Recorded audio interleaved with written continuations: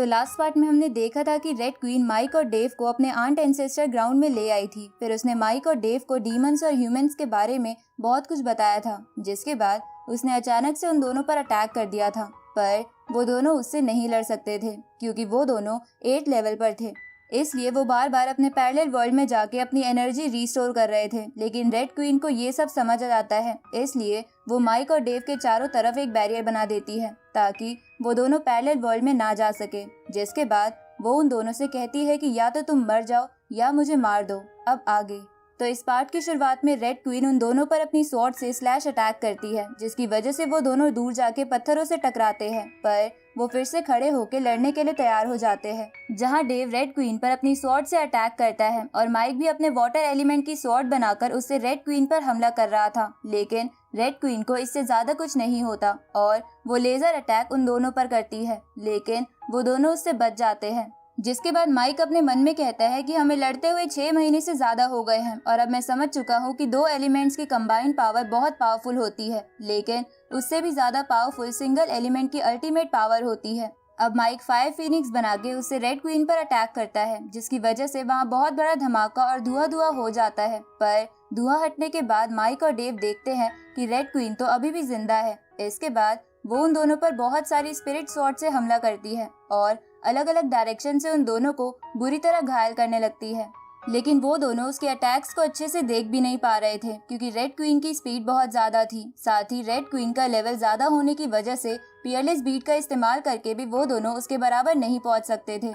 इसलिए mic Dave और अपने चारों ओर एक विंड शील्ड बना देता है, जिसे देखकर रेड क्वीन उन दोनों से क्लोज रेंज फाइट करने लगती है, जहां उसे एहसास होता है कि माइक और डेव एक जैसे लड़ते हैं, जैसे कि वो एक ही इंसान हो। अब रेड क्वीन अपने ऑरा से उन दोनों पर लगातार अटैक करती है, जिसकी वजह से उन दोनों के मुंह से खून निकलने लगता है, जिसे देखकर रेड क्वीन कहती है कि लगता है ये तुम ह्यूमंस की लिमिट है। अब रेड क्वीन उन दोनों पर एक फाइनल अटैक करने लगती है, जिसे देखकर डेव माइक के बारे में सोचने लगता है कि भले ही वो बच्चों जैसी हरकतें करता है, लेकिन वो दिल का बहुत अच्छा है। अब डेव ये सब सोचकर कहता है कि वो दोनों ऐसे ही नहीं मर सकते, इसलिए डेव माइक के पास जाने लगता है। तभी उन दोनों का ब्लड एक दूसरे से टच होता है, जिसकी वजह से एक एनर्जी निकलती है और रेड क्वीन का वो अटैक डिस्ट्रॉय हो जाता है। अब वो दोनों फिर से फाइट करने का डिसाइड करते हैं, जहां माइक डेव से कहता है कि तुम मुझे प्रोटेक्ट करो और मैं अपने चारों एलिमेंट्स की पावर मिला के एक अटैक तैयार करता हूँ, जिसमें या तो मैं मर जाऊंगा या ये मर जाएगी। ये सुन के डेव माइक को अपने क्लोन्स बना के प्रोटेक्ट करने लगता है, पर रेड क्वीन अपने मल्टीपल स्वॉर्ड से डेव के क्लोन डिस्ट्रॉय कर देती है। साथ ही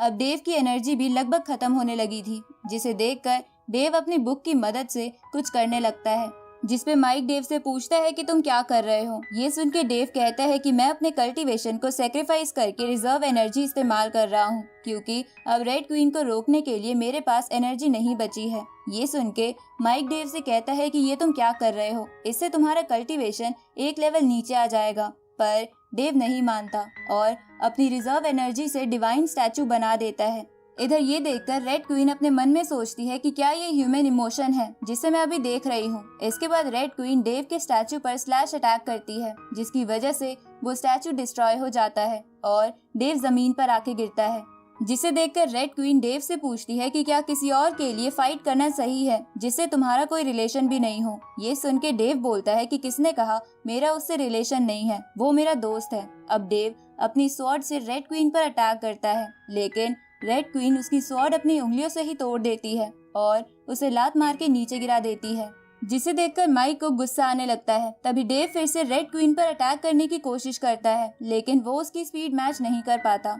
इसके बाद रेड क्वीन अपनी एक बड़ी स्वॉर्ड से माइक के उस मल्टी एलिमेंटल अटैक पर वार करती है, जिसकी वजह से वो अटैक ब्लास्ट हो जाता है और माइक उसमें बहुत इंजर्ड हो जाता है। जिसके बाद माइक निर्वाणा स्टेज में पहुंच जाता है, जहां उसे अपने लोगों की आवाजें सुनाई देने लगती है। तभी उसे डेव की पुरानी मेमोरीज दिखती है, जिसमें वो देखता है कि डेव ने उसकी बहुत केयर करी है और वो हमेशा उसकी बैकबोन बन के रहा है। इस तरफ डेव माइक को हील करने की कोशिश कर रहा था, जिसे देखकर रेड क्वीन डेव को साइड हटने को कहती है, लेकिन वो नहीं मानता। तो रेड क्वीन उसके अंदर अपनी स्वॉर्ड घुसा देती है, जिसकी वजह से डेव के ब्लड के छींटे माइक पर गिरते हैं और इसके बाद डेव वहीं पर गिर जाता है। जिसके बाद माइक को उन दोनों की मेमोरीज आती है कि कैसे वो पहले स्ट्रेंजर्स थे और फिर दोस्त बन गए। अब ये सब देखकर माइक अपने निर्वाणा स्टेट में जोर से चिल्लाते हुए कहता है कि मैंने बहुत लोगों को खोया है, लेकिन मैं अब अपने इस दोस्त को नहीं खो सकता। उसी वक्त माइक का एलिमेंटल हार्ट एक्टिवेट हो जाता है और उसकी पावर माइक की बॉडी पर दिखने लगती है, जिसके बाद माइक अपनी पावर से उन दोनों के आसपास एक शील्ड बना लेता है और रेड क्वीन को उन दोनों से दूर कर देता है। उसी वक्त माइक और डेव दोनों पियरलेस बीट के पास पहुंच जाते हैं, जहां उन दोनों का ब्रेक थ्रू होता है और वो दोनों 9th लेवल पर पहुंच जाते हैं। तभी माइक जोर जोर से चिल्लाते हुए कहता है कि प्लीज डेव, मुझे छोड़ के मत जाओ, लेकिन वो देखता है कि डेव तो बिल्कुल ठीक हो चुका है। ये देखकर वो दोनों एक दूसरे पर बहुत हंसते हैं। इसके बाद वो दोनों रेड क्वीन से लड़ने के लिए फिर से तैयार हो जाते हैं, लेकिन रेड क्वीन उनसे ये बोलकर वहाँ से चली जाती है कि मैंने अपना कर्ज अब चुका दिया है। ये सुन के वो दोनों समझ जाते हैं कि रेड क्वीन जानती थी कि इन दोनों ने उसे बचाया था, इसलिए अपना कर्ज उतारने के लिए रेड क्वीन ने उन दोनों से फाइट करी ताकि वो उन दोनों को बैटल एक्सपीरियंस दे सके और उनकी ब्रेक थ्रू करने में मदद कर सके। ये जान के वो दोनों बहुत ही खुश हो जाते हैं क्योंकि अब वो 9th लेवल पर पहुंच गए थे। इधर रेड क्वीन उन दोनों को दूर से देखते हुए कहती है कि ये ह्यूमन इमोशन तो बहुत ही अजीब होते हैं।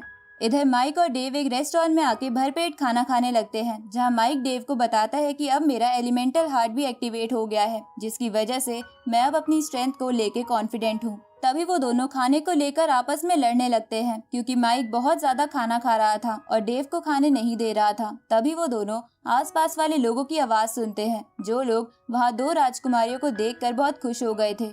पर माइक और डेव इसको सुन के थोड़ा परेशान हो जाते हैं क्योंकि वो दोनों टाइगर क्लैन की राजकुमारियां थी जो उन दोनों के पीछे पड़ी थी। अब वो दोनों राजकुमारियां रेस्टोरेंट के अंदर आके माइक और डेव को देखकर उनके पास आ जाती है, जिसके बाद उनमें से एक तो सिर्फ डेव को ही देखने लगती है और दूसरी माइक से पूछती है कि उस दिन तुम कहाँ चले गए थे। ये सुन के माइक उन्हें कहता है कि हमें उस दिन कुछ काम आ गया था। इसके बाद डेव उन दोनों से पूछता है कि आप दोनों यहाँ क्यों आई हो, जिसपे वो दोनों कहती है कि हम दोनों 9th लेवल की पीक पर पहुंच गई हैं, इसलिए हम तुमसे दोबारा लड़ना चाहती हैं क्योंकि पिछला मैच अधूरा रह गया था। ये सुन के पहले तो माइक और डेव नहीं मानते, लेकिन वो दोनों उन्हें ऑर्डर देने लगती है, इसलिए वो दोनों मान जाते हैं क्योंकि अब वो भी 9th लेवल पर पहुंच गए थे।